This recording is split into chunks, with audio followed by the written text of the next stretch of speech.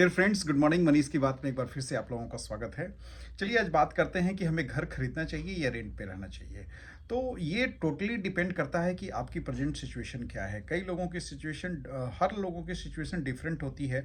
तो कुछ ऐसे क्राइटेरियाज हैं जो जो अगर आप फुलफिल करते हैं तो डेफिनेटली आपको घर लेना चाहिए। अगर वो आप फुलफिल नहीं करते हैं तो आपको रेंट पे रहना चाहिए। तो उसमें पहला क्राइटेरिया है कि क्या आपके पास 6 मंथ का इमरजेंसी फंड है। अगर आंसर है कि यस, आपने वो 6 महीने का आपका इमरजेंसी फंड तैयार है, तो आप घर लेने के बारे में सोच सकते हैं। अगर 6 महीने का इमरजेंसी फंड आपके पास तैयार नहीं है तो आप एकदम मत सोचें घर लेने के लिए।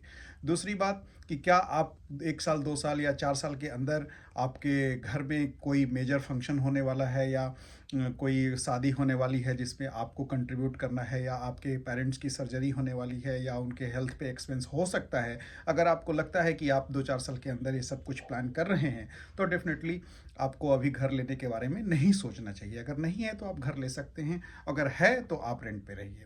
तीसरा कंडीशन ये होता है कि आपके पास वो 20% डाउन पेमेंट करने का पैसा हो गया है। और अगर नहीं है, तो आप एकदम रेंट पे रहें। नहीं तो अभी बैंक बोलेगी कि मैं आपको 90% लोन कर दे रहा हूँ, लेकिन बिना 20% डाउन पेमेंट अगर आपके पास आए, आप घर लेने के बारे में मत सोचिए, आप रेंट पे ही रहिए। चौथा कंडीशन ये हो गया कि क्या आपकी ईएमआई देने के बाद भी आपके पास उतना पैसा बच रहा है कि आपके जितने भी एक्सपेंसेस हैं वो इजीली मीट हो सकें, और उसके बाद भी कुछ पैसा आपके हाथ में बचता हो।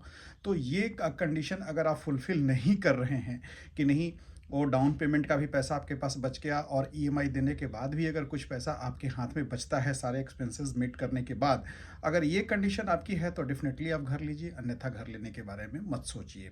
तो रेंट पे ही रहिए। क्या ये देखिए कि आपका जॉब कैसा है, आप ट्रांसफरेबल जॉब में है या अभी आप लोकेशन कुछ डिसाइड नहीं किया है आपने और घर लेने के बारे में सोच रहे हैं। तो अगर आपका जॉब इधर से उधर ट्रांसफरेबल है, कहीं आपको अभी नियर फ्यूचर में आपका ट्रांसफ़र हो सकता है, या आपने अभी लोकेशन डिसाइड नहीं किया है, तो डेफिनेटली आप घर लेने के बारे में मत सोचिए।